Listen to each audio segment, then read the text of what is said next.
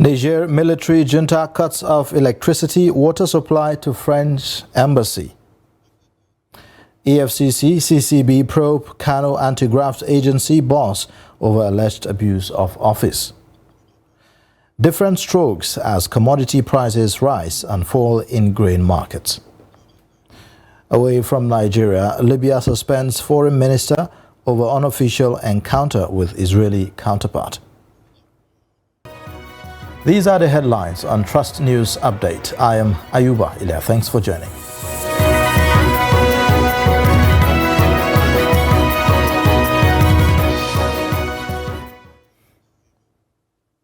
And now the details. Niger military leadership has cut off electricity and water supply to the French embassy in the capital Niamey, with no food deliveries allowed, multiple sources report. The military junta has also taken similar action at the French consulate in other parts of the country. The president of the National Support Committee for the CNSP, El Issa Hassoumi Bourmena, warned all partners of the French bases in Niger against supplies of fuel, water, electricity and food products.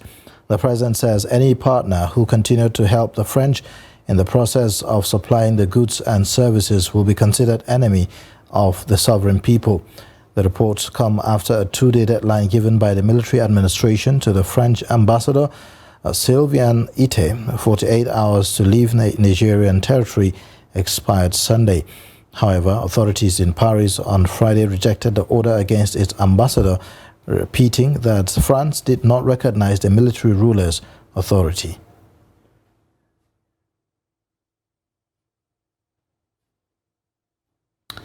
Now, the Ministry of Foreign Affairs says, contrary to speculation, Nigeria's ambassador to Niger Republic, Mohammed Sani Usman, was not expelled from Niger Republic.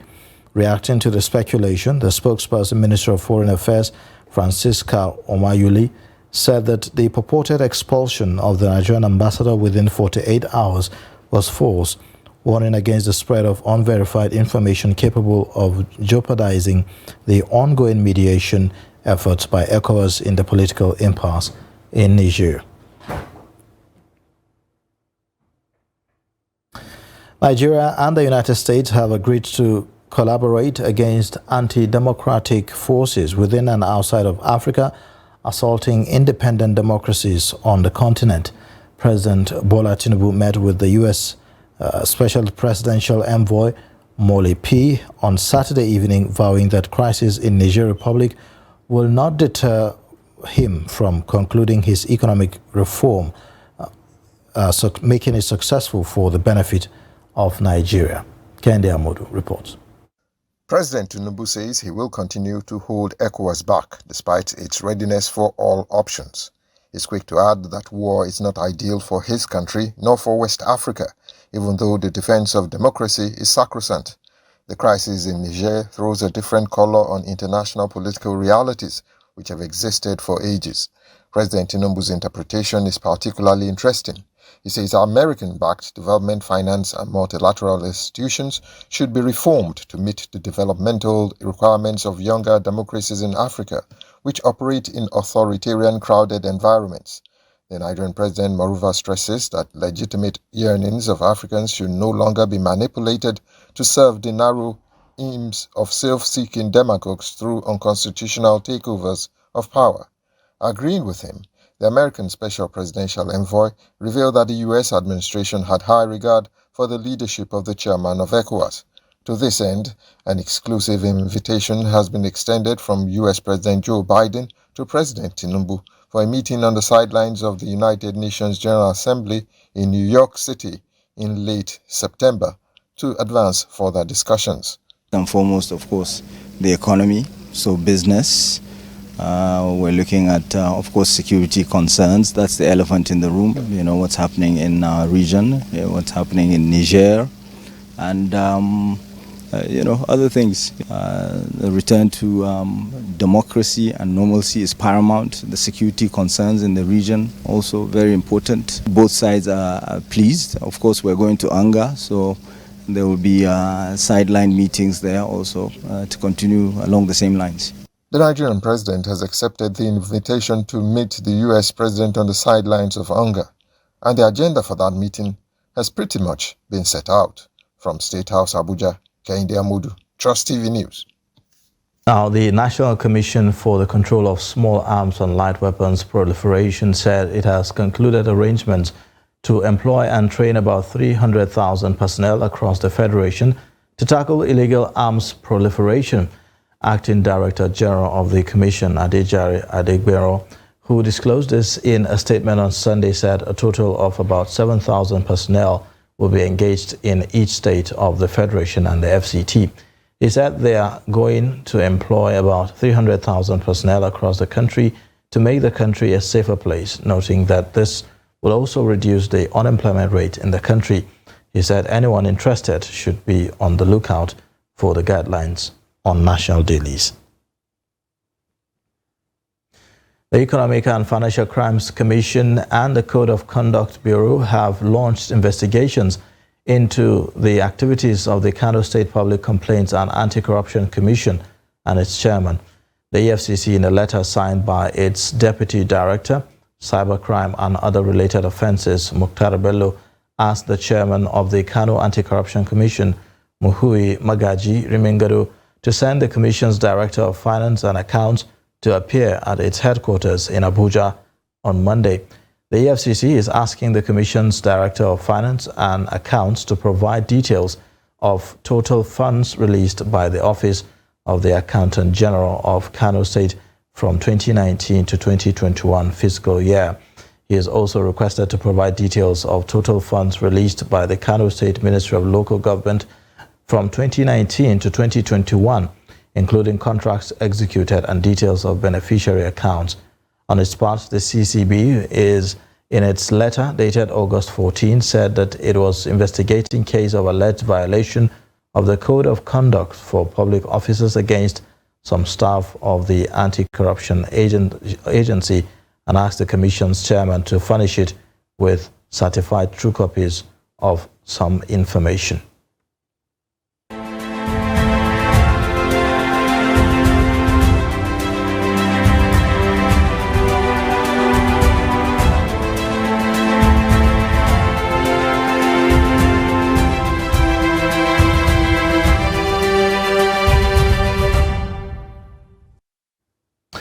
The price of maize has crashed down in Jingir grain market of Jingir community of Basa local government area of Plateau State following the arrival of new maize at the market. Trust TV's Ado Musa visits the market on Sunday and reports that the new arrival had crashed down maize price. Price of the maize in the Jingir market has significantly reduced when compared to the price in the last 2 weeks. Until now, maize was sold at 65,000 naira in the Jingir market and sold at 70,000 naira in some other markets within the state. But with the arrival of the new maize, the price of the product has come down. Dealers and farmers, however, expressed delight over the price crash of the maize, adding that it is a welcome development in view of the difficult situation people are in. So, alhamdulillah, we thank God that the price of the product has come down. It is a good development. We sell 100 kg bag of the new maize at 37,000 naira, while the old one is sold at 50,000 naira. We believe that the coming of the new maize is a major factor that changed the market price. The price has reduced and we are happy. As at the last 2 weeks, if you enter this market, you will not see any grain. It's hardly you see number of grains. So it leads to the hike in the price of the maize. But presently, as we are in the market, there is a little bit coming of the new maize into the market. I think this is the reason why the prices have dropped a little. But for the last week, when we entered the market, the new maize ceased completely. It's just in the market few. So it leads to the increase in the price of the grains. Stakeholders in the market said it is likely that the price of the maize will even crash more as farmers continue to harvest new maize. Ado Musa, Trust TV News, Jos.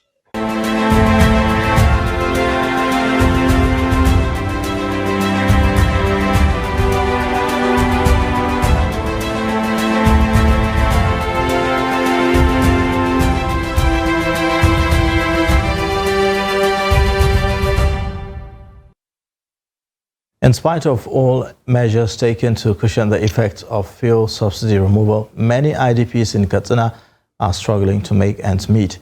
Despite their misfortunes, which they described as hard to endure, the IDPs say that they are not benefiting from the distribution of the palliatives by government. This has forced many of the IDPs who are overburdened by the debt to beg and engage in other menial jobs to earn a living. Abdullahi Ahmadi reports. A large percentage of the IDPs were displaced from their communities by incessant attacks by bandits. Many of these women and children left their ravaged communities to Katsina and other cities without any of their personal belongings. I'm looking at several options, and now I have decided to go back to my village to face the risk of either being killed or kidnapped. No matter what, I believe it will be better for me than living in this unbearable condition. Look at us. Do you see any sign of good living here?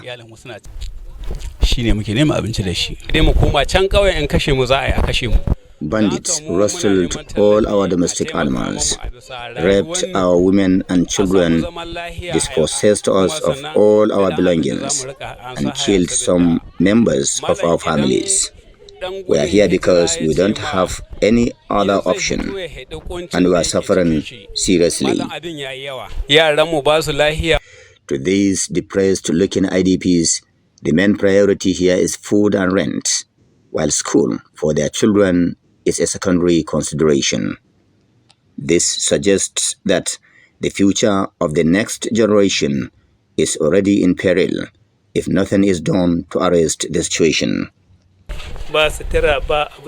If I tell you that we are in trouble, you will not believe me, but this is the reality.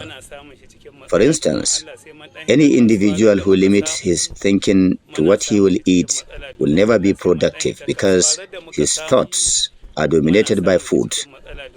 Number one priority is food. Second priority is food. Third priority is food. In this digital age, how would he be productive? The intensity of their hardship is evident in their appearance and the uninhabitable rented houses they occupy. The IDPs lament that they have made several requests to the government in the past, seeking for assistance, but to no avail. They are hoping that the story will change and that the Diko Umaru Rada administration will come to their rescue. The estimated population of IDPs living in unofficial camps in Katsina surpass a million, while many others squat or hanging around filling stations, bank premises, and other public institutions across the 34 local government headquarters of Katsina State. Observers are calling for special consideration to the IDPs during the ongoing distribution of palliatives and other special interventions to cushion the effects of hardship and give them a sense of belonging. Abdullahi Ahmadi, Trust Television News, Katsina. You're watching the news update on Trust TV. Coming up shortly, we take a look at special delicacies from the Efik people. Details and more after the break.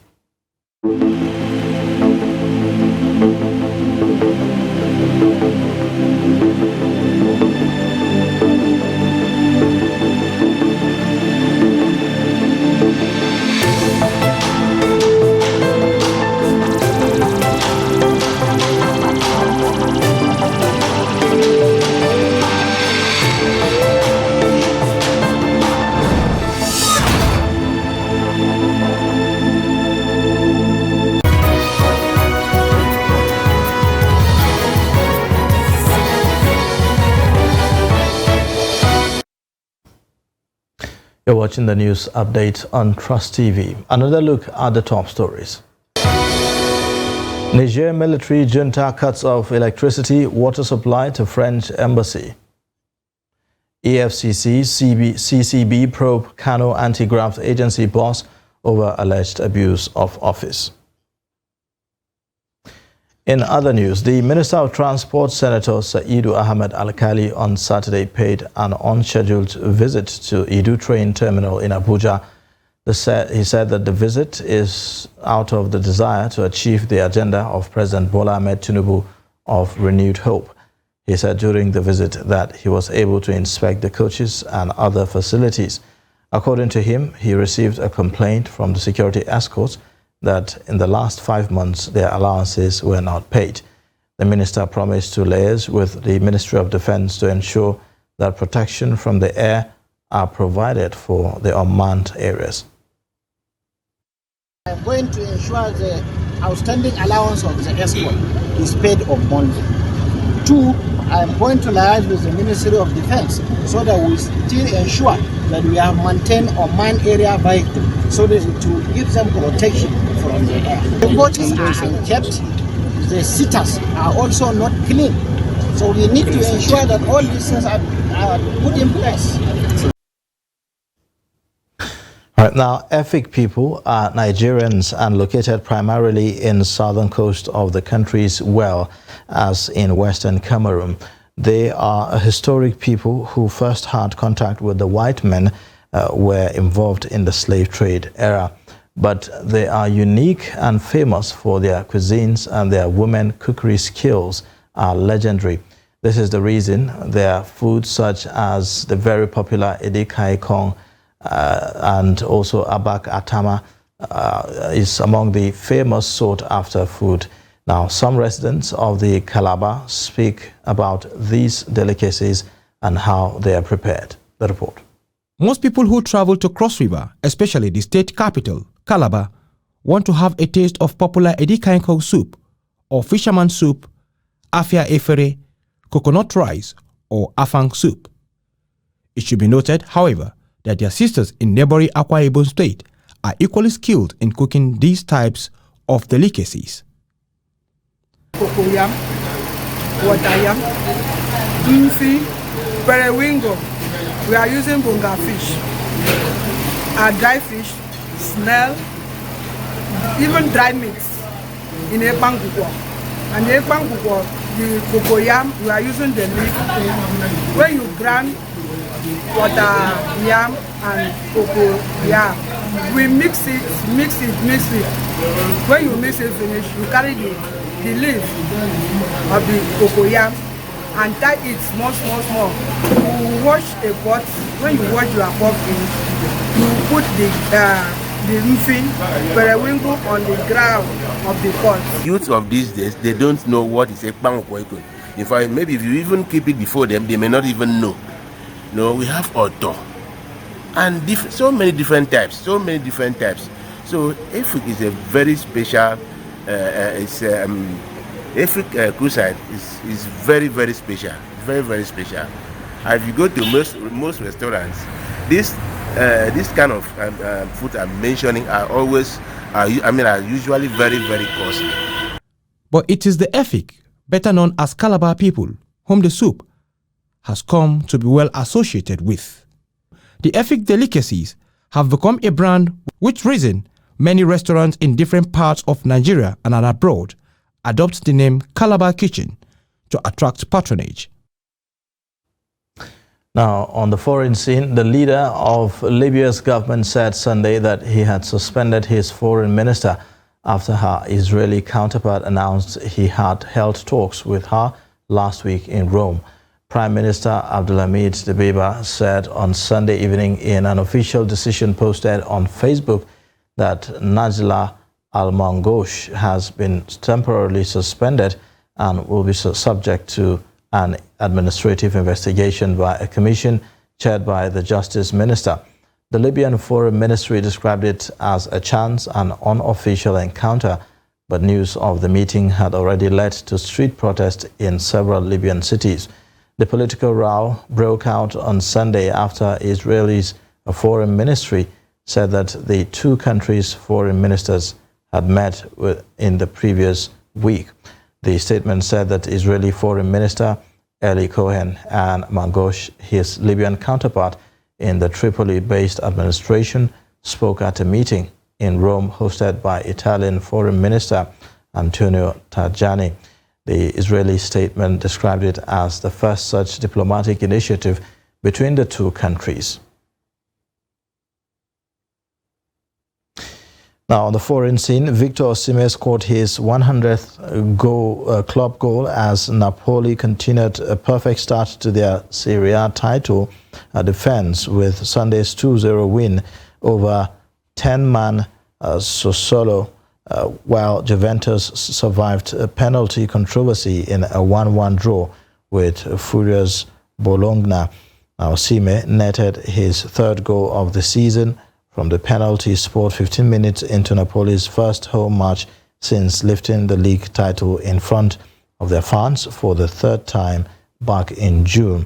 And captain Giovanni Di Lorenzo made sure that Napoli would make it 6 points from 6 in the 64th minute, not long after Maxim Lopez was sent off and Giacomo Raspadori, who had hit the post seconds after kickoff, blasted a penalty into the stands. And that wraps it up for the news update. You can watch more via all our social media platforms and also on our YouTube live stream. I am Ayuba. Thanks for watching. Bye for now.